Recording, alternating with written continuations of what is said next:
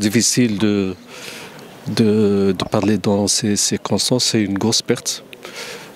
On constate qu'il y a beaucoup d'émotions. Je vois des gens de sa génération en train de pleurer, ses camarades et autres.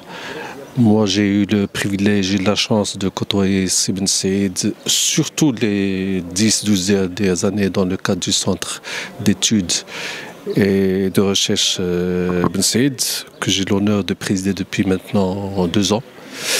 Et j'ai pu apprécier la valeur de l'homme en tant qu'homme politique, qui a un passé, qui est vraiment une dimension symbolique importante.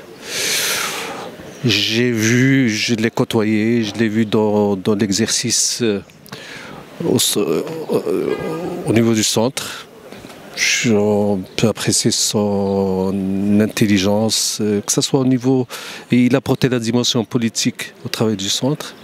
La dimension intellectuelle, c'est important. C'est un homme qui disait beaucoup, énormément.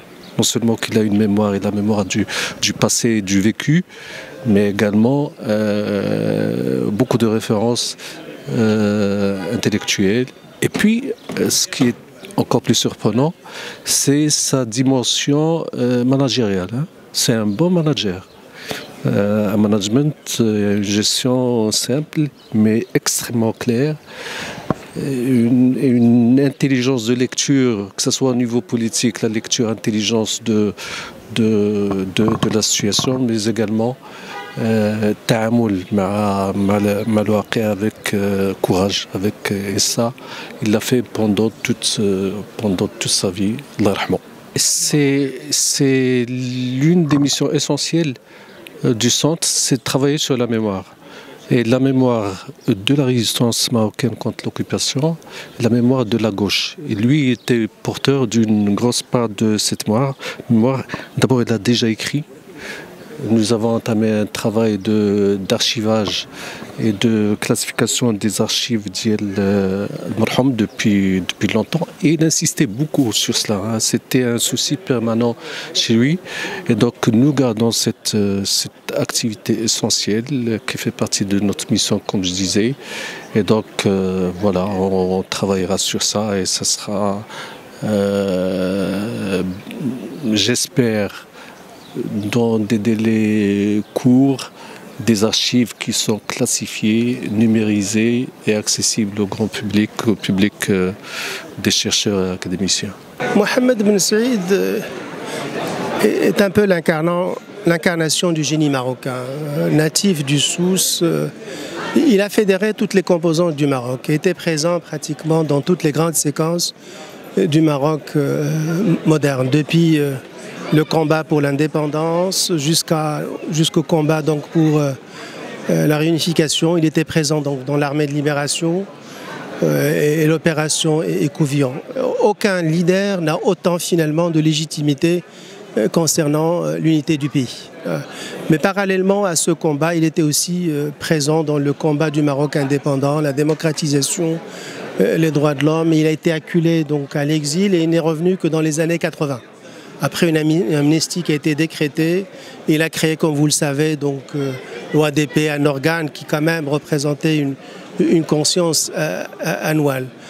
Mohamed Ben Saïd était la conscience de ce pays. Il était pratiquement présent dans tous les combats, auprès des journalistes, auprès de la liberté d'expression, auprès de tous ceux qui pâtissaient donc finalement de toutes les atteintes aux droits de l'homme. C'était un grand homme, qu'il repose en paix. Moi j'ai connu Ben Saïd en 1969, à Paris. 1969-1970, lui-même était exilé à l'époque là-bas, avec d'autres militants bien connus comme Jbli, le résistant Jbli de Marrakech, comme Skirj, qui était un ex-commissaire mais qui a rompu avec le pouvoir, comme Hamid Barada. Donc il y avait un club et on discutait à l'époque de ce qu'il fallait faire pour le Maroc, parce qu'on n'était pas content de l'itinéraire pris par le Maroc à l'époque, et y compris par l'itinéraire pris par les partis politiques progressistes. Donc on cherchait une autre voie pour changer le pays. Et c'est ce qui a donné le mouvement de Ila al-Amam, de 23 mars, de option révolutionnaire, etc. Donc c'est ce qui a donné ça.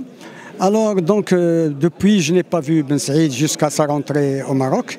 Alors Ben Saïd il est connu, premièrement parce que c'est un militant patriote et surtout c'est un résistant, un dirigeant de la résistance marocaine, à la fois contre la France, le colonialisme français et contre le colonialisme espagnol. Donc il a fait, on se rappelle tous de l'opération Écouvillon qui a été avortée par le pouvoir makhzenien ici et qui a fait que ça a donné ce que ça a donné au Sahara. Donc il y avait sa résistance. Ensuite, c'était un militant démocrate, un militant socialiste. À l'époque, le socialisme était en poupe et tout militant progressiste était en général un militant socialiste. Donc c'était un militant socialiste. Et il est resté socialiste lorsqu'il a adhéré à l'organisation 23 mars et puis après à l'organisation OADP. Et il est resté fidèle à sa ligne de conduite progressiste jusqu'à son décès. Donc c'est quelqu'un qui est resté ce qu'il était. Et c'est très important pour nous au Maroc que les gens ne changent pas quand ils sont des progressistes. Alors pour nous, Ben Saïd devra rester un symbole pour la jeunesse marocaine qui a besoin des symboles comme Ben Saïd pour prendre ses responsabilités vis-à-vis du devenir du peuple marocain et du Maroc. Pour moi d'abord c'est un homme extraordinaire que j'aime beaucoup. Je crois qu'il m'aimait aussi parce que nous avions une relation d'amitié profonde et de respect. L'homme est un exemple pour tous les Marocains. Tous les jeunes d'aujourd'hui doivent comprendre qu'il y a des hommes qui ont marqué l'histoire de ce pays et qui sont restés eux-mêmes. Depuis le début, ses idées n'ont pas changé. C'est un homme de gauche, profondément de gauche. C'est un homme qui veut changer la société, qui réfléchit et qui passe sa vie, qui la consacre à la vie des pauvres et qui a des convictions profondes pour que le pays devienne réellement démocratique et qu'il s'occupe d'une manière égalitaire entre les hommes et les femmes et également entre les citoyens.